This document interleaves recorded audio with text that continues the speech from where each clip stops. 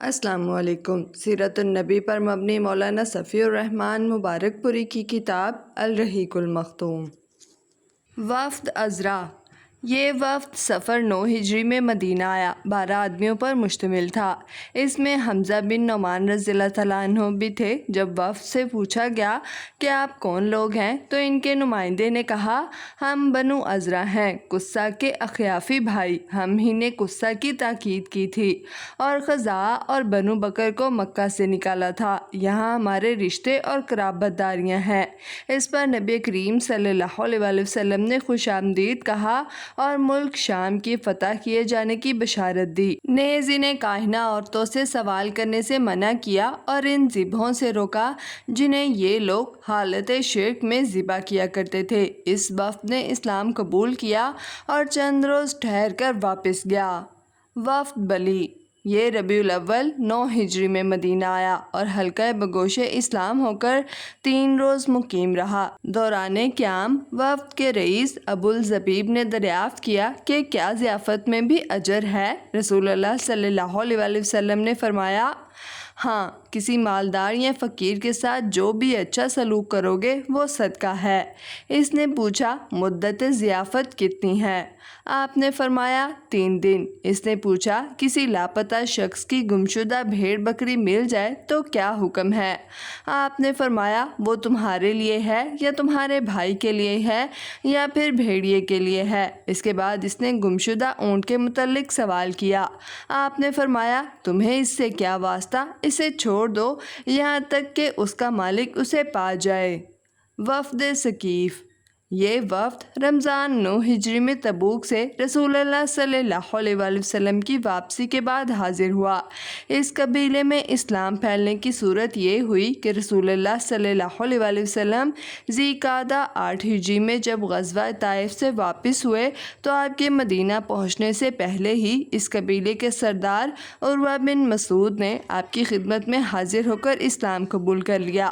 پھر اپنے قبیلے میں واپس جا کر لوگوں کو اسلام کی دعوت دی۔ وہ چونکہ اپنی قوم کے سردار تھے اور صرف یہی نہیں، ان کی بات مانی جاتی تھی، بلکہ اسے اپنے قبیلے کے لوگ اپنی لڑکیوں اور عورتوں سے بھی زیادہ محبوب رکھتے تھے، اس لیے ان کا خیال تھا کہ لوگ اس کی اطاعت کریں گے۔ لیکن جب اس نے اسلام کی دعوت دی تو اس توقع کے برخلاف لوگوں نے ہر طرف سے تیروں کی بوچھاڑ کر دی اور اسے جان سے مار ڈالا۔ پھر اسے قتل کرنے کے بعد چند مہینے تو یوں ہی مقیم رہے، لیکن اس کے بعد انہیں احساس ہوا کہ گرد و پیش کا علاقہ جو مسلمان ہو چکا ہے اس سے ہم مقابلے کی تاب نہ رکھتے، لہٰذا انہوں نے باہم مشورہ کر کے طے کیا کہ ایک آدمی کو رسول اللہ صلی اللہ علیہ وآلہ وسلم کی خدمت میں بھیجیں اور اس کے لیے عبد یا لیل بن عمر سے بات چیت کی، مگر وہ آمادہ نہ ہوا۔ اسے اندیشہ تھا کہ کہیں اس کے ساتھ بھی وہی سلوک نہ کیا جائے جو عروہ بن مسعود کے ساتھ کیا جا چکا ہے، اس لیے اس نے کہا، میں یہ کام اس وقت تک نہیں کر سکتا جب کہ میرے ساتھ مزید کچھ آدمی نہ بھیجو۔ لوگوں نے اس کا یہ مطالبہ تسلیم کر لیا اور اس کے ساتھ حلیفوں میں سے 2 آدمی اور بنی مالک میں سے 3 آدمی لگا دیے۔ اس طرح کل 6 آدمیوں کا وفد تیار ہو گیا۔ اسی وفد میں حضرت عثمان بن ابو العاص ثقفی بھی تھے جو سب سے زیادہ کم عمر تھے۔ یہ لوگ جب خدمت نبوی میں پہنچے تو آپ نے ان کے لیے مسجد کے ایک گوشے میں ایک قبہ لگوا دیا تاکہ یہ قرآن سن سکیں اور صحابہ اکرام کو نماز پڑھتے ہوئے دیکھ سکیں۔ پھر یہ لوگ رسول اللہ صلی اللہ علیہ وآلہ وسلم کے پاس آتے جاتے رہے اور آپ انہیں اسلام کی دعوت دیتے رہے۔ آخر ان کے سردار نے سوال کیا کہ آپ اپنے اور ثقیف کے درمیان ایک معاہدہ صلح لکھ دیں جس میں زنا کاری، شراب نوشی اور سود خوری کی اجازت ہو، ان کے معبود لات کو برقرار رہنے دیا جائے، انہیں نماز سے معاف رکھا جائے اور ان کے بت خود ان کے ہاتھوں سے نہ توڑوائے جائیں۔ لیکن رسول اللہ صلی اللہ علیہ وآلہ وسلم نے ان میں سے کوئی بھی بات منظور نہ کی، لہٰذا انہوں نے تنہائی میں مشورہ کیا، مگر انہیں رسول اللہ صلی اللہ علیہ وآلہ وسلم کے سامنے سپر ڈالنے کے سوا کوئی تدبیر نظر نہ آئی۔ آخر انہوں نے یہی کیا اور اپنے آپ کو رسول اللہ صلی اللہ علیہ وآلہ وسلم کے حوالے کرتے ہوئے اسلام قبول کر لیا۔ البتہ یہ شرط لگائی گئی کہ لات کو ڈھانے کا انتظام رسول اللہ صلی اللہ علیہ وسلم خود فرما دیں۔ سکیف اسے اپنے ہاتھوں سے ہرگز نہ ڈھائیں گے۔ آپ نے یہ شرط منظور کر لی اور ایک نوشتہ لکھ دیا اور عثمان بن ابی العاص ثقفی کو ان کا امیر بنا دیا، کیونکہ وہی اسلام کو سمجھنے اور دین و قرآن کی تعلیم حاصل کرنے میں سب سے زیادہ پیش اور حریص تھے۔ اس کی وجہ یہ تھی کہ وفد کے ارکان ہر روز صبح خدمت نبوی میں حاضر ہوتے تھے، لیکن عثمان بن ابی العاص کو اپنے ڈیرے پر چھوڑ دیتے تھے۔ اس لیے جب وفد واپس آ کر دوپہر میں قیلولہ کرتا تو حضرت عثمان بن ابی العاص رسول اللہ صلی اللہ علیہ وسلم کی خدمت میں حاضر ہو کر قرآن پڑھتے اور دین کی باتیں دریافت کرتے، اور جب آپ کو استراحت فرماتے ہوئے پاتے تو اسی مقصد کے لیے حضرت ابو بکر رضی اللہ تعالیٰ عنہ کی خدمت میں چلے جاتے۔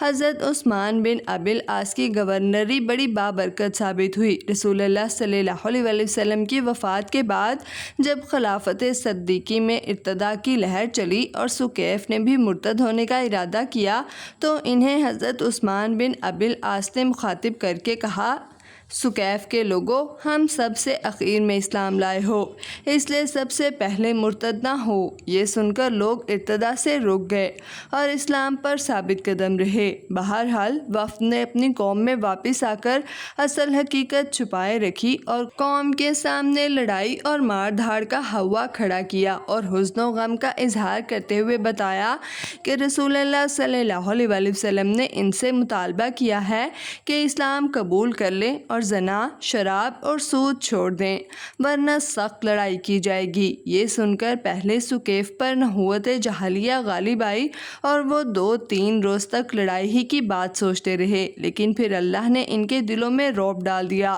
اور انہوں نے وفد سے گزارش کی کہ وہ پھر رسول اللہ صلی اللہ علیہ وسلم کے پاس واپس جائیں اور آپ کے مطالبات تسلیم کر لیں۔ اس مرحلے پر پہنچ کر وفد نے اصل حقیقت ظاہر کی اور جن باتوں پر مصالحت ہو چکی تھی ان کا اظہار کیا۔ سکیف نے اسی وقت اسلام قبول کر لیا۔ ادھر رسول اللہ صلی اللہ علیہ وسلم نے لات کو ڈھانے کے لیے حضرت خالد بن ولید کی سرگردگی میں چند صحابہ کی ایک ذرا سی نفری روانہ فرمائی۔ حضرت مغیرہ بن شعبہ نے کھڑے ہو کر گرز اٹھایا اور اپنے ساتھیوں سے کہا، واللہ میں ذرا آپ لوگوں کو ثقیف پر ہنساؤں گا۔ اس کے بعد لات پر گرز مار کر خود ہی گر پڑے اور ایڑیاں پٹکنے لگے۔ یہ بناوٹی منظر دیکھ کر اہل طائف پر ہول طاری ہو گیا اور کہنے لگے، اللہ مغیرہ کو ہلاک کرے، اسے دیوی نے مار ڈالا۔ اتنے میں حضرت مغیرہ اچھل کر کھڑے ہو گئے اور فرمایا، اللہ تمہارا برا کرے، یہ تو پتھر اور مٹی کا تماشا ہے۔ پھر انہوں نے دروازے پر ضرب لگائی اور اسے توڑ دیا۔ اس کے بعد سب سے اونچی دیوار پر چڑھے اور ان کے ساتھ کچھ اور صحابہ بھی چڑھے، پھر اسے ڈھاتے ڈھاتے زمین کے برابر کر دیا، حتیٰ کہ اس کی بنیادیں بھی کھود ڈالیں اور اس کا زیور اور لباس نکال لیا۔ یہ دیکھ کر سکیف دم بخور رہ گئے۔ حضرت خالد رضی اللہ تعالیٰ عنہ زیور اور لباس لے کر اپنی ٹیم کے ساتھ واپس ہوئے۔ رسول اللہ صلی اللہ علیہ وسلم نے سب کچھ اسی دن تقسیم فرما دیا اور نبی کی نصرت اور دین کے اعزاز پر اللہ کی حمد کی۔ شاہان یمن کا خط۔ تبوک سے نبی کریم صلی اللہ علیہ وسلم کی واپسی کے بعد شاہان حمر یعنی حارث بن عبد کلال، نعیم بن عبد کلال اور رعین، حمدان اور معافر کے سربراہ نعمان بن کیل کا خط آیا۔ نامہ بر مالک بن مرہ رہاوی تھا۔ ان بادشاہوں نے اپنے اسلام لانے اور شرک و اہل شرک سے علیحدگی اختیار کرنے کی اطلاع دے کر اسے بھیجا تھا۔ رسول اللہ صلی اللہ علیہ وسلم نے ان کے پاس ایک جوابی خط لکھ کر واضح فرما دیا کہ اہل ایمان کے حقوق اور ان کی ذمہ داریاں کیا ہیں۔ آپ نے اس خط میں معاہدین کے لیے اللہ کا ذمہ اور اس کے رسول کا ذمہ بھی دیا تھا، بشرطے کہ وہ مقررہ جزیہ عطا کرتے رہیں۔ اس کے علاوہ آپ نے کچھ صحابہ کو یمن روانہ فرما دیا اور حضرت معاذ بن جبل کو ان کا امیر مقرر فرمایا۔ وفد حمدان۔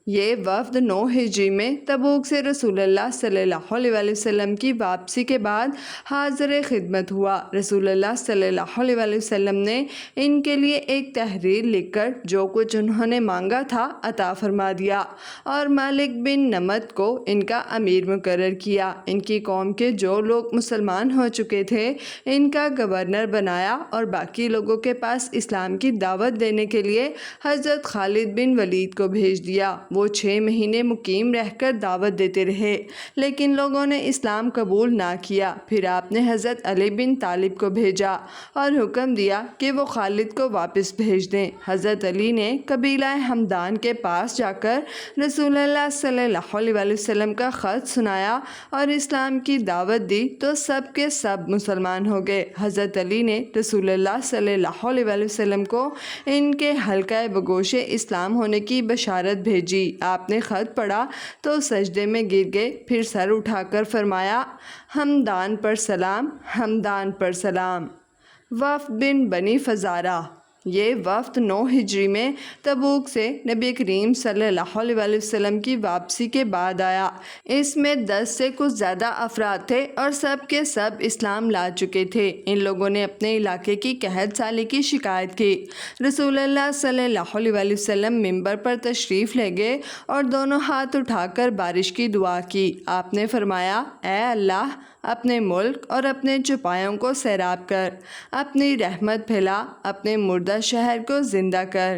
اے اللہ، ہم پر ایسی بارش برسا جو ہماری فریاد رسی کر دے، راحت پہنچا دے، خوشگوار ہو، پھیلی ہوئی ہمہ گیر ہو، جلد آئے، دیر نہ کرے، نفع بخش ہو، نقصان رساں نہ ہو۔ اے اللہ، رحمت کی بارش، عذاب کی بارش نہیں اور نہ ڈھانے والی، نہ غرق کرنے والی اور نہ مٹانے والی بارش۔ اے اللہ، ہمیں بارش سے سیراب کر اور دشمنوں کے خلاف ہماری مدد فرما۔ وفد نجران۔ مکہ سے یمن کی جانب 7 مرحلے پر ایک بڑا علاقہ تھا جو 73 بستیوں پر مشتمل تھا۔ تیز رفتار سوار ایک دن میں پورا علاقہ طے کر سکتا تھا۔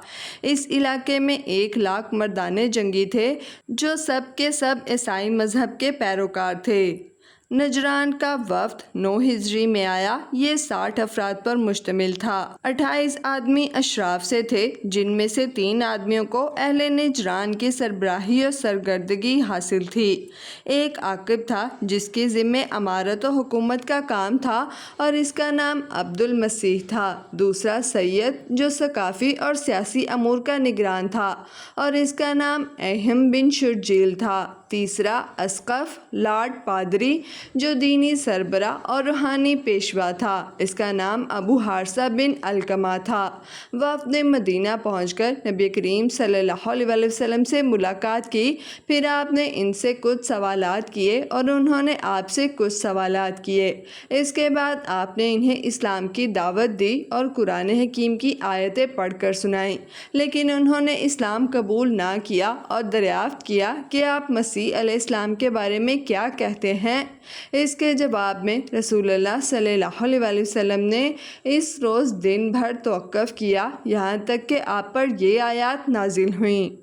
ان مثل عیسی عند اللہ کمثل آدم خلقہ من تراب ثم قال له كن فيكن الحق من ربك فلا تكن من الممترين فمن حاجاك فيه من بعد ما جاءك من العلم فقل تعالوا ندعو أبناءنا وأبناءكم ونساءنا ونساءكم وأنفسكم ثم نبتهل فنجعل لعنة الله على الكاذبين۔ بے شک عیسیٰ کی مثال اللہ کے نزدیک آدم جیسی ہے۔ اسے مٹی سے پیدا کیا، پھر اس سے کہا ہو جا تو وہ ہو گیا۔ حق تیرے رب کی طرف سے ہے، بس شک کرنے والوں میں سے نہ ہو۔ پھر تمہارے پاس علم آ جانے کے بعد جو کوئی تم سے اس عیسیٰ کے بارے میں حجت کرے تو اس سے کہہ دو کہ آؤ ہم بلائیں اپنے اپنے بیٹوں کو اور اپنی اپنی عورتوں کو اور خود اپنے آپ کو، پھر مباہلہ کریں، اللہ سے گڑ گڑا کر دعا کریں، پس اللہ کی لعنت ٹھہرائیں جھوٹوں پر۔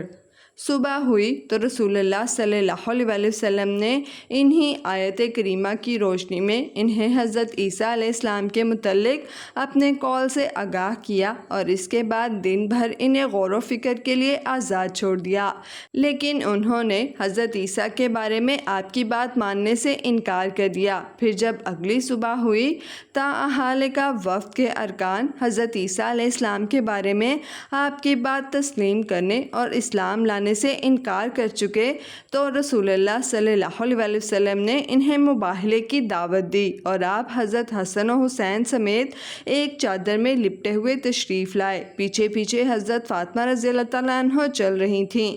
جب وفد نے دیکھا کہ آپ واقعی بالکل تیار ہیں تو تنہائی میں جا کر مشورہ کیا۔ عاقب اور سید دونوں نے ایک دوسرے سے کہا، دیکھو مباہلہ نہ کرنا، خدا کی قسم اگر یہ نبی ہیں اور ہم نے ان سے ملائنت کر لی تو ہم اور ہمارے پیچھے ہماری اولاد ہرگز کامیاب نہ ہوگی، روئے زمین پر ہمارا ایک بال اور ناخن بھی تباہی سے نہ بچ سکے گا۔ آخر ان کے رائے یہ ٹھہری کہ رسول اللہ صلی اللہ علیہ وسلم ہی کو اپنے بارے میں حاکم بنایا جائے۔ چنانچہ انہوں نے آپ کی خدمت میں حاضر ہو کر عرض کیا کہ آپ کا جو مطالبہ ہو ہم اسے ماننے کو تیار ہیں۔ اس پیشکش پر رسول اللہ صلی اللہ علیہ وسلم نے ان سے جزیہ لینا منظور کیا اور 2000 جوڑے کپڑوں پر مصالحت فرمائی، 1000 ماہ رجب میں اور 1000 ماہ سفر میں، اور طے کیا کہ ہر جوڑے کے ساتھ ایک اوقیہ 152 گرام چاندی بھی ادا کرنی ہوگی۔ اس کے عوض آپ نے انہیں اللہ اور اس کے رسول کا ذمہ عطا فرمایا اور دین کے بارے میں مکمل آزادی مرحمت فرمائی۔ اس سلسلے میں آپ نے انہیں ایک باقاعدہ نوشتہ لکھ دیا۔ ان لوگوں نے آپ سے گزارش کی کہ آپ ان کے ہاں ایک امین آدمی روانہ فرمائیں۔ اس پر آپ نے صلح کا مال وصول کرنے کے لیے اس امت کے امین حضرت ابو عبیدہ بن جراح رضی اللہ تعالیٰ عنہ کو روانہ فرمایا۔ اس کے بعد ان کے اندر اسلام پھیلنا شروع ہوا۔ اہل سیرہ کا بیان ہے کہ سید اور عاقب نجران پلٹنے کے بعد مسلمان ہو گئے۔ پھر نبی کریم صلی اللہ علیہ وسلم نے ان سے صدقات اور جزیے لانے کے لیے حضرت علی کو روانہ فرمایا اور ظاہر ہے کہ صدقہ مسلمانوں ہی سے لیا جاتا ہے۔ وفد بنی حنیفہ۔ یہ وفد 9 ہجری میں مدینہ آیا۔ اس میں مسیلمہ کذاب سمیت 17 آدمی تھے۔ مسیلمہ کا سلسلہ نسب یہ ہے: مسیلمہ بن ثمامہ بن کبیر بن حبیب بن حارث۔ یہ وفد ایک انصاری صحابی کے مکان پر اترا، پھر خدمت نبوی میں حاضر ہو کر حلقہ بگوش اسلام ہوا۔ البتہ مسیلمہ کذاب کے بارے میں روایات مختلف ہیں۔ تمام روایات پر مجموعی نظر ڈالنے سے معلوم ہوتا ہے کہ اس نے اکڑ، تکبر اور امارت کی ہوس کا اظہار کیا اور وفد کے باقی ارکان کے ساتھ نبی کریم صلی اللہ علیہ وسلم کی خدمت میں حاضر نہ ہوا۔ نبی کریم صلی اللہ علیہ وسلم نے پہلے تو قولاً اور فعلاً اچھے اور شریفانہ برتاؤ کے ذریعے اس کی دل جوئی کرنی چاہی، لیکن جب دیکھا کہ اس شخص پر اس برتاؤ کا کوئی مفید اثر نہیں پڑا تو آپ نے اپنی فراست سے تاڑ لیا کہ اس کے اندر شر ہے۔ اس سے قبل نبی کریم صلی اللہ علیہ وسلم یہ خواب دیکھ چکے تھے کہ آپ کے پاس روئے زمین کے خزانے لا کر رکھ دیے گئے ہیں اور اس میں سے سونے کے 2 کنگن آپ کے ہاتھ میں آ پڑے ہیں۔ آپ کو یہ دونوں بہت گراں اور رنجدہ محسوس ہوئے، چنانچہ آپ کو وحی کی گئی کہ ان دونوں کو پھونک دیجئے۔ آپ نے پھونک دیا تو وہ دونوں اڑ گئے۔ اس کی تعبیر آپ نے یہ فرمائی کہ آپ کے بعد 2 کذاب پرلے درجے کے جھوٹے نکلیں گے۔ چنانچہ جب مسیلمہ کذاب نے اکڑ اور انکار کا اظہار کیا، وہ کہتا تھا، اگر محمد نے کاروبار حکومت کو اپنے بعد میرے حوالے کرنا طے کیا تو میں ان کی پیروی کروں گا، تو رسول اللہ صلی اللہ علیہ وسلم اس کے پاس تشریف لے گئے۔ اس وقت آپ کے ہاتھ میں کھجور کی ایک شاخ تھی اور آپ کے ہمراہ آپ کے خطیب حضرت ثابت بن قیس بن شماس رضی اللہ تعالیٰ عنہ تھے۔ مسیلمہ مسلمہ اپنے ساتھیوں کے درمیان موجود تھا۔ آپ اس کے سر پر جا کھڑے ہوئے اور گفتگو فرمائی۔ اس نے کہا، اگر آپ چاہیں تو ہم حکومت کے معاملے میں آپ کو آزاد چھوڑ دیں، لیکن اپنے بعد اس کو ہمارے لیے طے فرما دیں۔ آپ نے کھجور کی شاخ کی طرف اشارہ کرتے ہوئے فرمایا، اگر تم مجھ سے یہ ٹکڑا چاہو گے تو تمہیں یہ بھی نہ دوں گا، اور تم اپنے بارے میں اللہ کے مقرر کیے ہوئے فیصلے سے آگے نہیں جا سکتے، اور اگر تم نے پیٹھ پھیری تو اللہ تمہیں توڑ کر رکھ دے گا۔ خدا کی قسم، میں تجھے وہی شخص سمجھتا ہوں جس کے بارے میں مجھے وہ خواب جو دکھلایا گیا ہے، اور یہ ثابت بن قیس ہیں جو تمہیں میری طرف سے جواب دیں گے۔ اس کے بعد آپ واپس چلے آئے۔ بالآخر وہی ہوا جس کا اندازہ رسول اللہ صلی اللہ علیہ وسلم نے اپنی فراست سے کر لیا تھا، یعنی مسلمہ کذاب یمامہ واپس جا کر پہلے تو اپنے بارے میں غور کرتا رہا، پھر دعویٰ کیا کہ اسے رسول اللہ صلی اللہ علیہ وسلم کے ساتھ کار نبوت میں شریک کر لیا گیا ہے۔ چنانچہ اس نے نبوت کا دعویٰ کیا اور سجا گڑنے لگا، اپنے قوم کے لیے زنا اور شراب حلال کر دی، اور ان سب باتوں کے ساتھ ساتھ رسول اللہ صلی اللہ علیہ وسلم کے بارے میں یہ شہادت بھی دیتا رہا کہ آپ اللہ کے نبی ہیں۔ اس شخص کی وجہ سے اس کی قوم فتنے میں پڑ کر اس کی پیروکاروں ہم آواز بن گئی، نتیجتاً اس کا معاملہ نہایت سنگین ہو گیا۔ اس کی اتنی قدر و منزلت ہوئی کہ اسے یمامہ کا رحمان کہا جانے لگا۔ اب اس نے آپ صلی اللہ علیہ وسلم کو ایک خط لکھا، مجھے اس کام میں آپ کے ساتھ شریک کر دیا گیا ہے، آدھی حکومت ہمارے لیے ہے اور آدھی قریش کے لیے۔ رسول اللہ صلی اللہ علیہ وسلم نے جواب میں لکھا، زمین اللہ کی ہے، وہ اپنے بندوں میں سے جسے چاہتا ہے اس کا وارث بناتا ہے، اور انجام متقیوں کے لیے ہے۔ ابن مسعود رضی اللہ تعالیٰ عنہ سے روایت ہے کہ ابن نوا اور ابن اثال مسلمہ کے قاصد بن کر نبی کریم صلی اللہ علیہ وسلم کے پاس آئے تھے۔ آپ نے دریافت فرمایا، تم دونوں شہادت دیتے ہو کہ میں اللہ کا رسول ہوں؟ انہوں نے کہا، ہم شہادت دیتے ہیں کہ مسلمہ اللہ کا رسول ہے۔ نبی کریم صلی اللہ علیہ وسلم نے فرمایا، میں اللہ اور اس کے رسول محمد پر ایمان لایا، اگر میں کسی قاصد کو قتل کرتا تو تم دونوں کو قتل کر دیتا۔ مسلمہ کذاب نے 10 ہجری میں نبوت کا دعویٰ کیا تھا، اور ربیع الاول 12 ہجری میں بعہد خلافت صدیقی یمامہ کے اندر قتل کیا گیا۔ اس کا قاتل وہی وحشی تھا جس نے حضرت حمزہ کو قتل کیا تھا۔ ایک مدعی نبوت تو یہ تھا جس کا یہ انجام ہوا، ایک دوسرا مدعی نبوت اسود عنسی تھا جس نے یمن میں فساد برپا کر رکھا تھا۔ اسے نبی کریم صلی اللہ علیہ وسلم کی وفات سے صرف ایک دن اور ایک رات پہلے حضرت فیروز رضی اللہ تعالیٰ عنہ نے قتل کیا۔ پھر آپ کے پاس اس کے متعلق وحی آئی اور آپ نے صحابہ کرام کو اس واقعے سے باخبر کیا۔ اس کے بعد یمن سے حضرت ابوبکر رضی اللہ تعالیٰ عنہ کے پاس باقاعدہ خبر آئی۔ وفد بنی بن عامر بن صعصع۔ اس وفد میں دشمن خدا عامر بن طفیل، حضرت لبید کا اخیافی بھائی اربد بن قیس، خالد بن جعفر اور جبار بن اسلم شامل تھے۔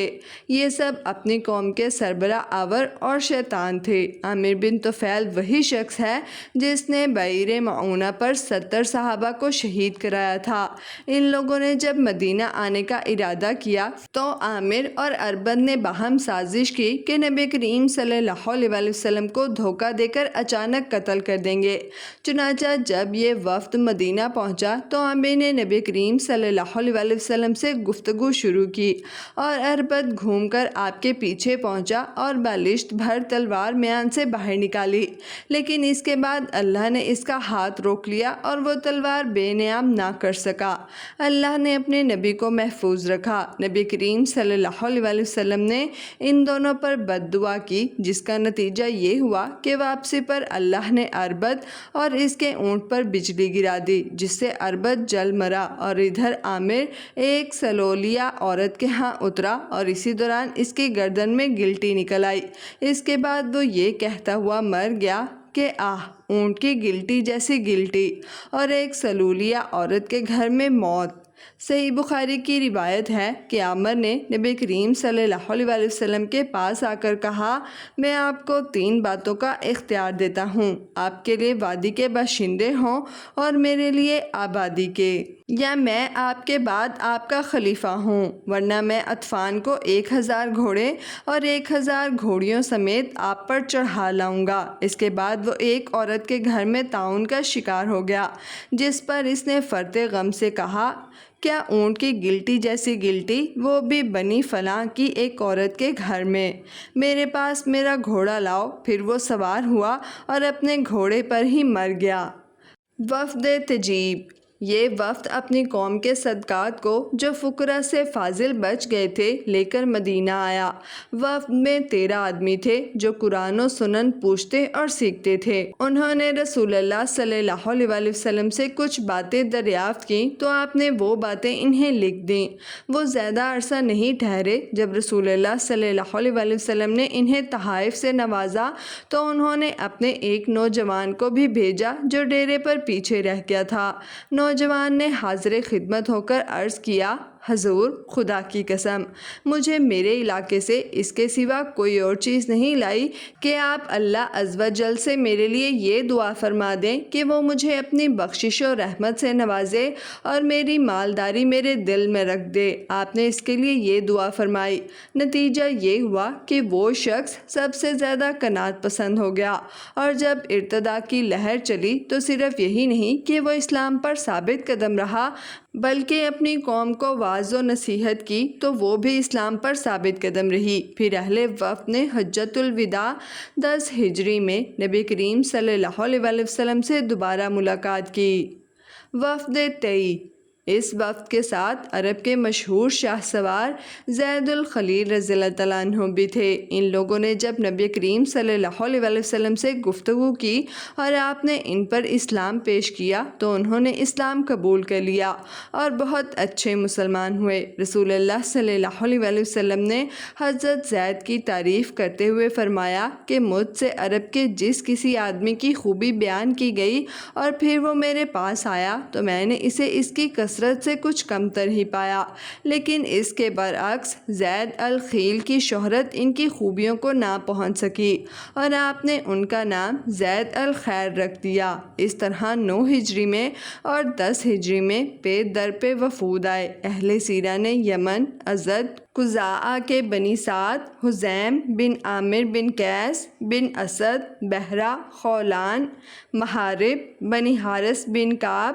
غامد، بنی متفق، سلامان، بنی عبس، مزینہ، مراد، زبد، کندہ، ذی مرہ، اسفان، بنی عیش اور نخاع کے وفود کا تذکرہ کیا ہے۔ نخاع کا وفد آخری وفد تھا جو محرم 10 ہجری کے وسط میں آیا تھا اور 200 آدمیوں پر مشتمل تھا۔ باقی بیشتر وفود کی آمد 9 ہجری اور 10 ہجری میں ہوئی تھی، صرف بعض وفود 11 ہجری تک متاخر ہوئے تھے۔ ان وفود کی پے در پہ آمد سے پتہ لگتا ہے کہ اس وقت اسلامی دعوت کو کس قدر فروغ اور قبول عام حاصل ہو چکا تھا۔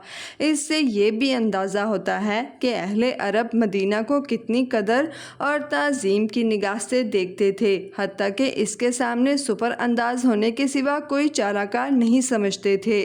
در حقیقت مدینہ جزیرۃ العرب کا دارالحکومت بن چکا تھا اور کسی کے لیے اس سے صرف نظر ممکن نہ تھا۔ البتہ ہم یہ نہیں کہہ سکتے کہ ان سب لوگوں کے دلوں میں دین اسلام اثر کر چکا تھا، کیونکہ ان میں ابھی بھی بہت سے ایسے اکھڑ بدو تھے جو محض اپنے سرداروں کی مطابقت میں مسلمان ہو گئے تھے، ورنہ ان میں قتل و غارت گری کا جو رجحان جڑ پکڑ چکا تھا اس سے وہ پاک صاف نہیں ہوئے تھے اور ابھی اسلامی تعلیمات نے انہیں پورے طور پر مہذب نہیں بنایا تھا۔ چنانچہ قرآن کریم کی سورۃ توبہ میں ان کے بعض افراد کے اوصاف یوں بیان کیے گئے ہیں: الاعراب اشد کفرا ونفاقا واجدار الا يعلموا حدود ما انزل الله على رسوله والله علیم حکیم ومن الاعراب من يتخذ ما ينفق مغرما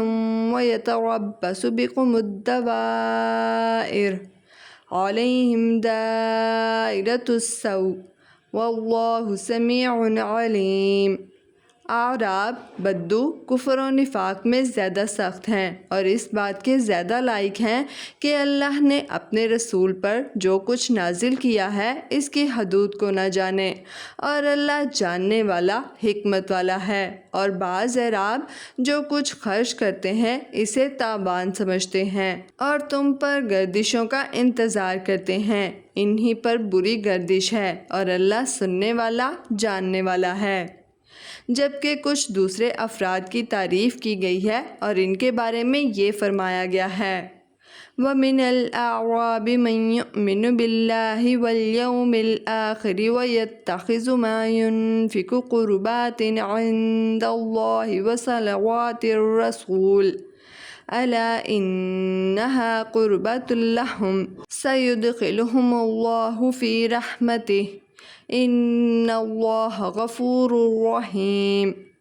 اور بعض اعراب اللہ اور آخرت کے دن پر ایمان رکھتے ہیں اور جو کچھ خرچ کرتے ہیں اسے اللہ کی قربت اور رسول کی دعاؤں کا ذریعہ بناتے ہیں۔ یاد رہے کہ یہ ان کے لیے قربت کا ذریعہ ہے، عنقریب اللہ انہیں اپنی رحمت میں داخل کرے گا، بے شک اللہ غفور الرحیم ہے۔ جہاں تک مکہ، مدینہ، سقیف، یمن اور بحرین کے بہت سے شہری باشندوں کا تعلق ہے تو ان کے اندر اسلام پختہ تھا اور انہی میں سے کبائر صحابہ اور سادات مسلمین ہوئے۔ دعوت کی کامیابی اور اثرات۔ اب ہم رسول اللہ صلی اللہ علیہ وآلہ وسلم کی حیات مبارکہ کے آخری ایام کے تذکرے تک پہنچ رہے ہیں، لیکن اس تذکرے کے لیے رہو ارکام کو آگے بڑھانے سے پہلے مناسب معلوم ہوتا ہے کہ ذرا ٹھہر کر آپ کے اس جلیل الشان عمل پر ایک اجمالی نظر ڈالیں جو آپ کی زندگی کا خلاصہ ہے اور جس کی بنا پر آپ کو تمام نبیوں اور پیغمبروں میں یہ امتیازی مقام حاصل ہوا کہ اللہ تعالیٰ نے آپ کے سر پر اولین و آخرین کی سیادت کا تاج رکھ دیا۔ آپ صلی اللہ علیہ وآلہ وسلم سے کہا گیا کہ یا ایھا المزمل قم اللیل الا قلیلا، اے چادر پوش رات میں کھڑے ہو مگر تھوڑا، اور یا ایھا المدثر قم فانذر، اے کمبل پوش اٹھ اور لوگوں کو سنگین انجام سے ڈرا دے۔ پھر کیا تھا، آپ اٹھ کھڑے ہوئے اور اپنے کندھے پر اس روئے زمین کی سب سے بڑی امانت کا بار گراں اٹھائے مسلسل کھڑے رہے، یعنی ساری انسانیت کا بوجھ، سارے عقیدے کا بوجھ اور مختلف میدانوں میں جنگ و جہاد اور تگودو کا بوجھ۔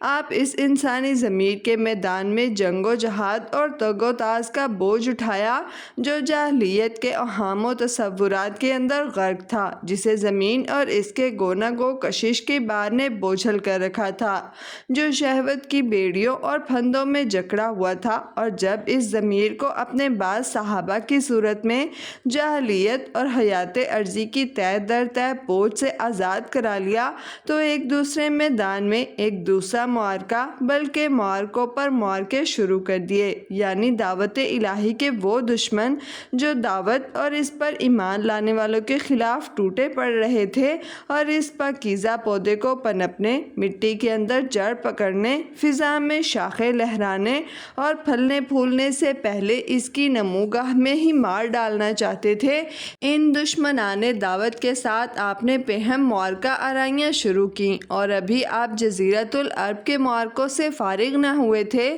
کہ روم نے اس نئی امت کو دبوچنے کے لیے اس کی سرحدوں پر تیاری شروع کر دی۔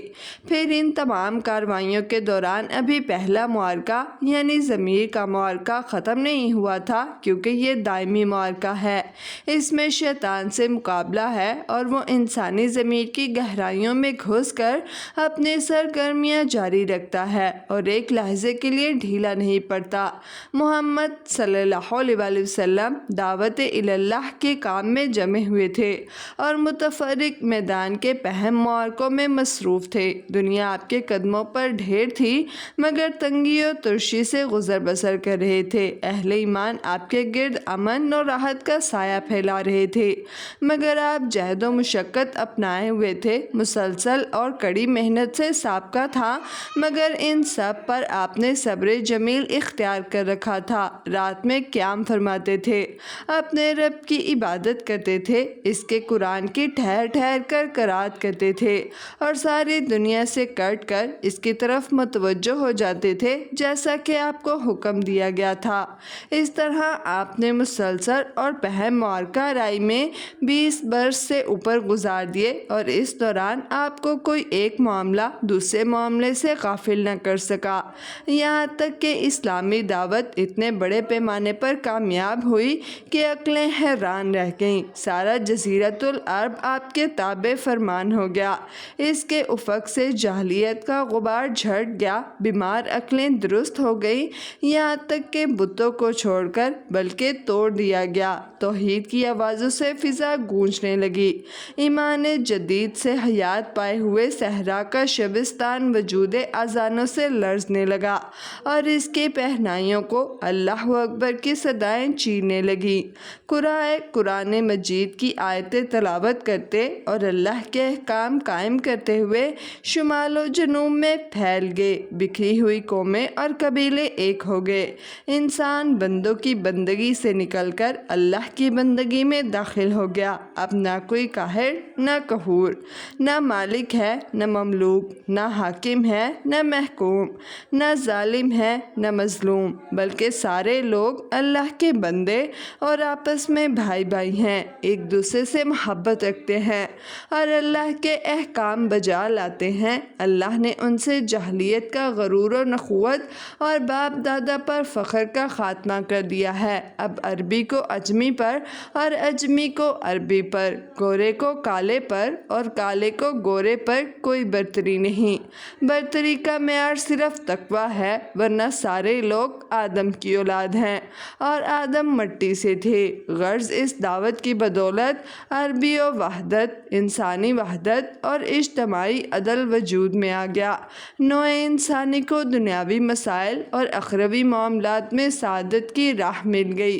बल्लफाज देगर ज़माने की रफ्तार बदल गई, रुए ज़मीन मुतगीर हो गया, तारीख़ का धारा मुड़ गया और सोचने के अंदाज बदल गए। इस दावत से पहले दुनिया पर जाहिलियत के कार फरमाई थी। इसका ज़मीर मुताफ़न था और रूह बदबूदार थी। कदरे और पैमाने मुख्तल थे। जुल्म और ग़ुलामी का दौर दौरा था। फाजिराना खुशहाली और तबाह कुन महरूमी की मौज ने दुनिया को तैबाला कर रखा था। इस पर कुफ्र गुमराही की तारीख और दबीस पर्दे पड़े हुए थे। हालांकि आसमानी मज़ाहिब और अदयान मौजूद थे मगर इनमें तहरीफ ने जगह पाली थी और ज़ुअफ़ सरायत कर गया था। इसकी गिरफ्त ख़त्म हो चुकी थी और वो महज बेजान व बेरूह किस्म के जामद रस्म व रिवाज का मजमुआ बनकर रह गए थे। जब इस दावत ने इंसानी ज़िंदगी पर अपना असर दिखाया तो इंसानी रूह को वहम व खुराफात, बंदगी और ग़ुलामी, फसाद और ताफ़ुन और गंदगी और नारकी से निजात दिलाई और मुआशरा इंसानी को जुल्म और तुग़यान, परांदगी और बर्बादी और तबकाती इम्तियाज़ात, अहकाम के इस्तब्दा और काहिनों के रुस्वा किन तसल्लुत से छुटकारा दिलाया और दुनिया को इफ़्फ़त व नज़ाफ़त, इजादात व तामीर, आज़ादी तजदीद, मार्फत व यकीन, वसूख़ व ईमान, अदालत व करामत और अमल की बुनियादों पर ज़िंदगी की बालिदगी, हयात की तरक्की और हकदार की हक रसाई के लिए तामीर किया। इन तब्दीलियों की बदौलत जज़ीरतुल अरब ने एक ऐसी बाबरकत उठान का मुशाहिदा किया जिसकी नज़ीर इंसानी वजूद के किसी दौर में नहीं देखी गई और इस जजीरे की तारीख़ अपनी उम्र के इन यगाना रोज़गाना अय्याम में इस तरह जगमगाई कि इससे पहले कभी नहीं जगमगाई थी। हुज्जतुल विदा।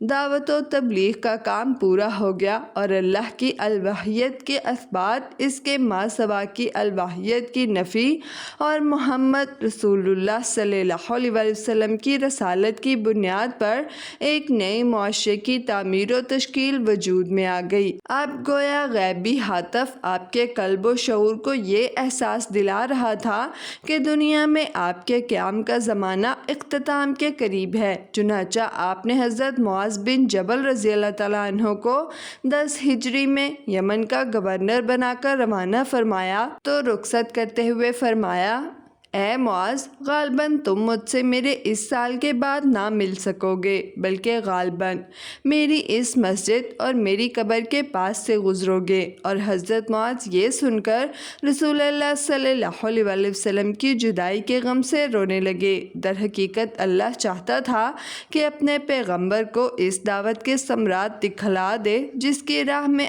آپ نے 20 برس سے زیادہ عرصہ تک طرح طرح کی مشکلات اور مشقتیں برداشت کی تھیں، اور اس کی صورت یہ ہو کہ آپ حج کے موقع پر اطراف مکہ میں قبائل عرب کے افراد و نمائندگان کے ساتھ جمع ہوں، پھر وہ آپ سے دین کے احکام و شریعہ حاصل کریں اور آپ ان سے یہ شہادت لیں کہ آپ نے امانت ادا کر دی، پیغام رب کی تبلیغ فرما دی اور امت کی خیر خواہی کا حق ادا فرما دیا۔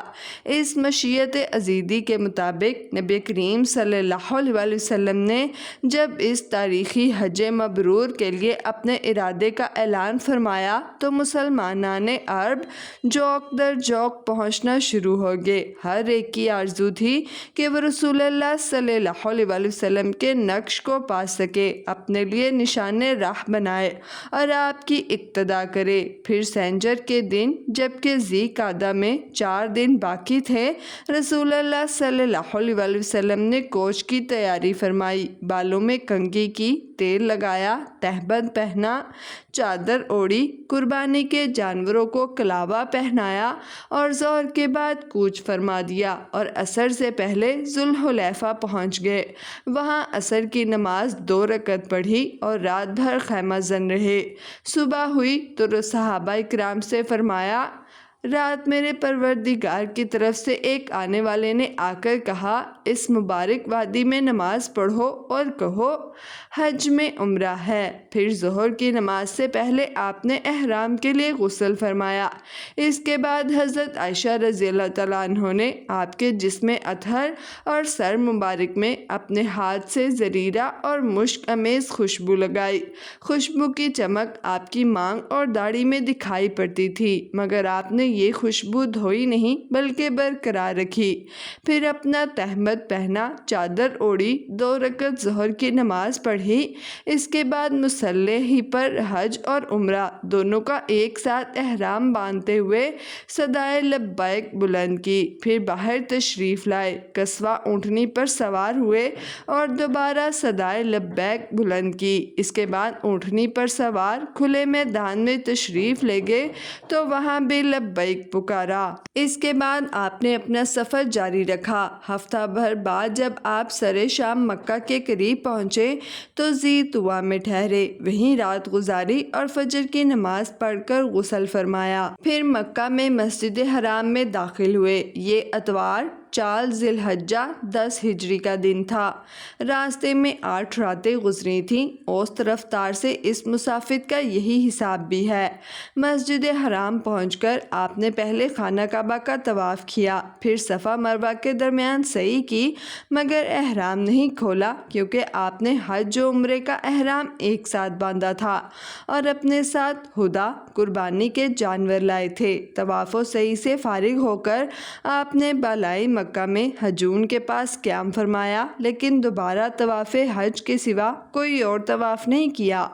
آپ کے جو صحابہ کرام اپنے ساتھ ہدیٰ قربانی کا جانور نہیں لائے تھے، آپ نے انہیں حکم دیا کہ اپنا احرام عمرہ میں تبدیل کر دیں اور بیت اللہ کا طواف اور صفا مروہ کی سعی پوری کر کے پوری طرح حلال ہو جائیں۔ لیکن چونکہ آپ خود حلال نہیں ہو رہے تھے، اس سے صحابہ اکرام کو تردد ہوا۔ آپ نے فرمایا، اگر میں اپنے معاملے کی وہ بات پہلے جان گیا ہوتا جو بعد میں معلوم ہوئی تو میں ہدیٰ نہ لاتا، اور اگر میرے ساتھ ہدیٰ نہ ہوتا تو میں بھی حلال ہو جاتا۔ آپ کا یہ ارشاد سن کر صحابہ اکرام نے سر اطاعت خم کر دیا، اور جن کے پاس ہدیٰ نہ تھی وہ حلال ہو گئے۔ 8 ذی الحجہ تراویہ کے دن آپ منی تشریف لے گئے اور وہاں 9 ذی الحجہ کی صبح تک قیام فرمایا۔ ظہر، عصر، مغرب، عشاء اور فجر 5 وقت کی نمازیں وہیں پڑھیں، پھر اتنی دیر توقف فرمایا کہ سورج طلوع ہو گیا۔ اس کے بعد عرفہ کو چل پڑے۔ وہاں پہنچے تو وادی نمرہ میں قبا تیار تھا، اسی میں نزول فرمایا۔ جب سورج ڈھل گیا تو آپ کے حکم سے قصوہ پر کجاوا کسا گیا اور آپ بطن وادی میں تشریف لے گئے۔ اس وقت آپ کے گرد 1,24,000 یا 1,44,000 انسانوں کا سمندر ٹھاٹھے مار رہا تھا۔ آپ نے ان کے درمیان ایک جامع خطبہ ارشاد فرمایا۔ آپ نے فرمایا، لوگو میری بات سن لو، کیونکہ میں نہیں جانتا، شاید اس سال کے بعد اس مقام پر میں تم سے کبھی نہ مل سکوں۔ تمہارا خون اور تمہارا مال ایک دوسرے پر اسی طرح حرام ہے جس طرح تمہارے آج کے دن کے رواں مہینے کی اور موجودہ شہر کی حرمت ہے۔ سن لو، جاہلیت کی ہر چیز میرے پاؤں تلے رون دی گئی، جاہلیت کے خون بھی ختم کر دیے گئے، اور ہمارے خون میں سے پہلا خون جسے میں ختم کر رہا ہوں وہ ربیعہ بن حارث کے بیٹے کا خون ہے۔ یہ بچہ بنو سعد میں دودھ پی رہا تھا کہ انہی ایام میں قبیلہ حذیل نے اسے قتل کر دیا اور جاہلیت کا سود ختم کر دیا گیا، اور ہمارے سود میں سے پہلا سود جسے میں ختم کر رہا ہوں وہ عباس بن عبد المطلب کا سود ہے۔ اب یہ سارے کا سارا سود ختم ہے۔ ہاں، عورتوں کے بارے میں اللہ سے ڈرو، کیونکہ تم نے انہیں اللہ کی امانت کے ساتھ لیا ہے اور اللہ کے کلمے کے ذریعے حلال کیا ہے۔ ان پر تمہارا حق یہ ہے کہ وہ تمہارے بستر پر کسی ایسے شخص کو نہ آنے دے جو تمہیں گوارا نہیں۔ اگر وہ ایسا کریں تو تم انہیں مار سکتے ہو، لیکن سخت مار نہ مارو، اور تم پر ان کا حق یہ ہے کہ تم انہیں معروف کے ساتھ کھلاؤ اور پہناؤ، اور میں تم میں سے ایسی چیز چھوڑے جا رہا ہوں کہ اگر تم نے اسے مضبوطی سے پکڑے رکھا تو اس کے بعد ہرگز گمراہ نہ ہوگے، اور وہ ہے اللہ کی کتاب۔ لوگو یاد رکھو، میرے بعد کوئی نبی نہیں اور تمہارے بعد کوئی امت نہیں، لہٰذا اپنے رب کی عبادت کرنا، 5 وقت کی نماز پڑھنا، رمضان کے روزے رکھنا، خوشی خوشی اپنے مال کی زکوٰۃ دینا، اپنے پروردگار کے گھر کا حج کرنا اور اپنے حکمرانوں کی اطاعت کرنا۔ ایسا کرو گے تو اپنے پروردگار کی جنت میں داخل ہوگے، اور تم سے میرے متعلق پوچھا جانے والا ہے تو تم لوگ کیا کہو گے؟ صحابہ نے کہا، ہم شہادت دیتے ہیں کہ آپ نے تبلیغ کر دی، پیغام پہنچا دیا اور خیر خواہی کا حق ادا فرما دیا۔ یہ سن کر آپ نے انگشت شہادت کو آسمان کی طرف اٹھایا اور لوگوں کی طرف جھکاتے ہوئے 3 بار فرمایا، اے اللہ گواہ رہ۔ آپ کے ارشادات کو ربیعہ بن امیہ بن خلف اپنی بلند آواز سے لوگوں تک پہنچا رہے تھے۔ جب آپ خطبے سے فارغ ہو چکے تو اللہ عز و جل نے یہ آیت نازل فرمائی، اليوم اکملت لکم دینکم واتممت علیکم نعمتی ورضیت لکم الاسلام دینا۔ آج میں نے تمہارے لیے تمہارا دین مکمل کر دیا اور تم پر اپنی نعمت پوری کر دی اور تمہارے لیے اسلام کو بحیثیت دین پسند کر لیا۔ حضرت عمر رضی اللہ تعالیٰ عنہ نے یہ آیت سنی تو رونے لگے۔ دریافت کیا گیا، آپ کیوں رو رہے ہیں؟ فرمایا، اس لیے کہ کمال کے بعد زوال ہی تو ہے۔ خطبے کے بعد حضرت بلال رضی اللہ تعالیٰ عنہ نے اذان دی اور پھر اقامت کہی۔ رسول اللہ صلی اللہ علیہ وآلہ وسلم نے ظہر کی نماز پڑھائی۔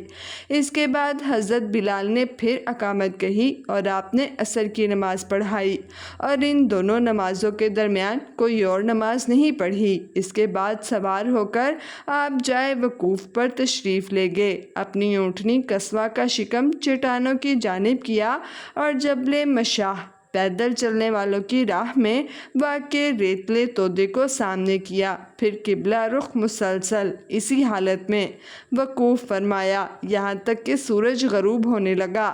تھوڑی زردی ختم ہوئی، پھر سورج کی ٹکیا غائب ہو گئی۔ اس کے بعد آپ نے حضرت اسامہ کو پیچھے بٹھایا اور وہاں سے روانہ ہو کر مزدلفہ تشریف لائے۔ مزدلفہ میں مغرب اور عشاء کی نمازیں 1 اذان اور 2 اقامت سے پڑھیں، درمیان میں کوئی نفل نماز نہیں پڑھی۔ اس کے بعد آپ لیٹ گئے اور طلوع فجر تک لیٹے رہے۔ البتہ صبح نمودار ہوتے ہی اذان و اقامت کے ساتھ فجر کی نماز پڑھی۔ اس کے بعد قصوہ پر سوار ہو کر مشاعر حرام تشریف لائے اور قبلہ رخ ہو کر اللہ سے دعا کی اور اس کی تکبیر و تحلیل اور توحید کے کلمات کہے۔ یہاں اتنی دیر تک ٹھہرے رہے کہ خوب اجالا ہو گیا۔ اس کے بعد سورج طلوع ہونے سے پہلے پہلے مینا کے لیے روانہ ہو گئے اور اب کی بار حضرت فضل بن عباس کو اپنے پیچھے سوار کیا۔ بطن محصر میں پہنچے تو سواری کو ذرا تیزی سے دوڑایا، پھر جوار درمیانی راستہ جمرہ کبریٰ پر نکلتا تھا، اس سے چل کر جمرہ کبریٰ پر پہنچے۔ اس زمانے میں وہاں ایک درخت بھی تھا اور جمرہ کبریٰ اس درخت کی نسبت سے بھی معروف تھا۔ اس کے علاوہ جمرہ کبریٰ کو جمرہ عقبہ اور جمرہ اولیٰ بھی کہتے ہیں۔ پھر آپ نے جمرہ کبریٰ کو 7 کنکریاں ماری، ہر کنکری کے ساتھ تکبیر کہتے جاتے تھے۔ کنکریاں چھوٹی چھوٹی تھیں جنہیں چٹکی میں لے کر چلایا جا سکتا تھا۔ آپ نے یہ کنکریاں بطن وادی میں کھڑے ہو کر ماری تھیں۔ اس کے بعد آپ قربان گاہ تشریف لے گئے اور اپنے دستے مبارک سے 63 اونٹ ذبح کیے، پھر حضرت علی رضی اللہ تعالیٰ عنہ کو سونپ دیا اور انہوں نے بقایا 38 اونٹ ذبح کیے۔ اس طرح 100 اونٹ کی تعداد پوری ہو گئی۔ آپ نے حضرت علی کو بھی اپنی ہدیہ میں شریک فرما لیا تھا۔ اس کے بعد آپ کے حکم سے ہر اونٹ کا ایک ایک ٹکڑا کاٹ کر ہانڈی میں ڈالا جاتا اور پکایا گیا۔ پھر آپ نے اور حضرت علی نے اس گوشت میں سے کچھ تناول فرمایا اور اس کا شوربہ پیا۔ بعد ازاں رسول اللہ صلی اللہ علیہ وآلہ وسلم سوار ہو کر مکہ تشریف لے گئے، بیت اللہ کا طواف فرمایا، اسے طواف افاضہ کہتے ہیں، اور مکہ ہی میں ظہر کی نماز ادا فرمائی۔ پھر چاہے زمزم پر بنو عبد المطلب کے پاس تشریف لے گئے اور حجاج اکرام کو زمزم کا پانی پلا رہے تھے۔ آپ نے فرمایا بنو عبد المطلب تم لوگ پانی کھینچو، اگر یہ اندیشہ نہ ہوتا کہ پانی پلانے کے اس کام میں لوگ تمہیں مغلوب کر دیں گے تو میں بھی تم لوگوں کے ساتھ کھینچتا۔ یعنی اگر صحابہ اکرام رسول اللہ صلی اللہ علیہ وآلہ وسلم کو خود پانی کھینچتے ہوئے دیکھتے تو ہر صحابہ خود پانی کھینچنے کی کوشش کرتا، اور اس طرح حجاج کو زمزم پلانے کا جو شرف بنو عبد المطلب کو حاصل تھا، اس کا نظم ان کے قابو میں نہ رہ جاتا۔ چنانچہ عبد المطلب نے آپ کو ایک ڈول پانی دیا اور آپ نے اس میں سے حسب خواہش پیا۔ آج یوم النحر تھا، یعنی ذی قعدہ کی 10 تاریخ تھی۔ نبی کریم صلی اللہ علیہ وآلہ وسلم نے آج بھی دن چڑھے چاشت کے وقت ایک خطبہ ارشاد فرمایا تھا۔ خطبے کے وقت آپ خچر پر سوار تھے اور حضرت علی آپ کے ارشادات صحابہ کو سنا رہے تھے۔ صحابہ اکرام کچھ بیٹھے اور کچھ کھڑے تھے۔ آپ نے آج کے خطبے میں بھی کل کی کئی باتیں دہرائیں۔ صحیح بخاری اور صحیح مسلم میں حضرت ابو بکر رضی اللہ تعالیٰ عنہ کا یہ بیان مروی ہے کہ نبی کریم صلی اللہ علیہ وآلہ وسلم نے ہمیں یوم النحر 10 ذی الحجہ کو خطبہ دیا، فرمایا زمانہ گھوم پھر کر اپنے اسی دن کی حد پر پہنچ گیا جس دن اللہ نے آسمان و زمین کو پیدا کیا تھا۔ سال 12 مہینے کا ہے، جن میں سے 4 مہینے حرام کے ہیں، 3 پے در پے یعنی ذی قعدہ، ذی الحجہ اور محرم، اور ایک رجب مضر جو جمادی الاخر اور شعبان کے درمیان ہے۔ آپ نے یہ بھی فرمایا کہ یہ کون سا مہینہ ہے؟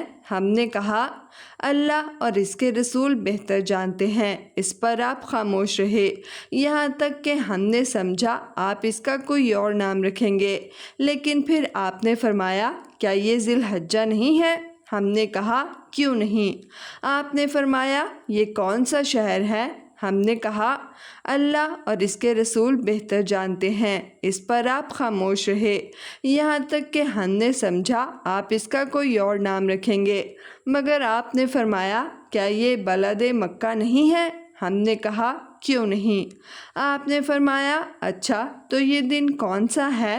ہم نے کہا اللہ اور اس کے رسول بہتر جانتے ہیں۔ اس پر آپ خاموش رہے یہاں تک کہ ہم نے سمجھا آپ اس کا کوئی اور نام رکھیں گے، مگر آپ نے فرمایا کیا یہ یوم النحر قربانی کا دن یعنی 10 ذی الحجہ نہیں ہے؟ ہم نے کہا کیوں نہیں؟ آپ نے فرمایا اچھا تو سنو کہ تمہارا خون، تمہارا مال اور تمہاری آبرو ایک دوسرے پر ایسے ہی حرام ہے جیسے تمہارے اس شہر اور تمہارے اس مہینے میں تمہارے آج کے دن کی حرمت ہے، اور تم لوگ بہت جلد اپنے پروردگار سے ملو گے اور وہ تم سے تمہارے اعمال کے متعلق پوچھے گا۔ لہٰذا دیکھو میرے بعد پلٹ کر گمراہ نہ ہو جانا کہ آپس میں ایک دوسرے کی گردنیں مارنے لگو۔ بتاؤ کیا میں نے تبلیغ کر دی؟ صحابہ نے کہا ہاں۔ آپ نے فرمایا اے اللہ گواہ رہ، جو شخص موجود ہے وہ غیر موجود تک میری باتیں پہنچا دے، کیونکہ بعض وہ افراد جن تک یہ باتیں پہنچائی جائیں گی وہ بعض موجود سننے والے سے کہیں زیادہ ان باتوں کی دور بست کو سمجھ سکیں گے۔ ایک روایت میں ہے کہ آپ نے اس خطبے میں یہ بھی فرمایا یاد رکھو کوئی بھی جرم کرنے والا اپنے سوا کسی اور پر جرم نہیں کرتا، یعنی اس جرم کی پاداش میں کوئی اور نہیں بلکہ خود مجرم ہی پکڑا جائے گا۔ یاد رکھو کوئی جرم کرنے والا اپنے بیٹے پر یا کوئی بیٹا اپنے باپ پر جرم نہیں کرتا، یعنی باپ کے جرم میں بیٹے کو یا بیٹے کے جرم میں باپ کو نہیں پکڑا جائے گا۔ یاد رکھو شیطان مایوس ہو چکا ہے کہ اب تمہارے اس شہر میں کبھی بھی اس کی پوجا کی جائے، لیکن اپنے جن اعمال کو تم لوگ حقیر سمجھتے ہو ان میں اس کی اطاعت کی جائے گی اور وہ اسی سے راضی ہوگا۔ اس کے بعد آپ ایام تشریق 11، 12، 13 ذی الحجہ کو مینا میں مقیم رہے۔ اس دوران آپ حج کے مناسک بھی ادا فرما رہے تھے اور لوگوں کو شریعت کے احکام بھی سکھا رہے تھے، اللہ کا ذکر بھی فرما رہے تھے، ملت ابراہیمی کے سنن و ہدیٰ پر قائم بھی کر رہے تھے اور شرک کے آثار و نشانات کا صفایا بھی فرما رہے تھے۔ آپ نے ایام تشریق میں بھی ایک دن خطبہ دیا، چنانچہ سنن ابی داؤد میں بسند حسن مروی ہے کہ حضرت سارہ بنت بنہان رضی اللہ تعالیٰ عنہ نے فرمایا کہ رسول اللہ صلی اللہ علیہ وسلم نے ہمیں روز کے دن خطبہ دیا اور فرمایا کیا یہ ایام تشریق کا درمیانی دن نہیں ہے؟ آپ کا آج کا خطبہ بھی کل یوم النحر کے خطبے جیسا تھا، اور یہ خطبہ سورہ نصر کے نزول کے بعد دیا گیا تھا۔ ایام تشریق کے خاتمے پر دوسرے یوم النفر یعنی 13 ذی الحجہ کو نبی کریم صلی اللہ علیہ وسلم نے مینا سے کوچ فرمایا اور وادی ابطحہ کے خیف بن کنانہ میں فروکش ہوئے۔ دن کا باقی ماندہ حصہ اور رات وہیں گزاری اور ظہر، عصر، مغرب اور عشاء کی نمازیں وہیں پڑھیں۔ البتہ عشاء کے بعد تھوڑا سا سو کر اٹھے، پھر سوار ہو کر بیت اللہ تشریف لے گئے اور طواف وداع فرمایا، اور اب تمام مناسک حج سے فارغ ہو کر آپ نے سواری کا رخ مدینہ منورہ کی راہ پر ڈال دیا، اس لیے نہیں کہ وہاں پہنچ کر راحت فرمائیں، بلکہ اس لیے کہ اب پھر اللہ کی خاطر اللہ کی راہ میں ایک نئی جدوجہد کا آغاز فرمائیں۔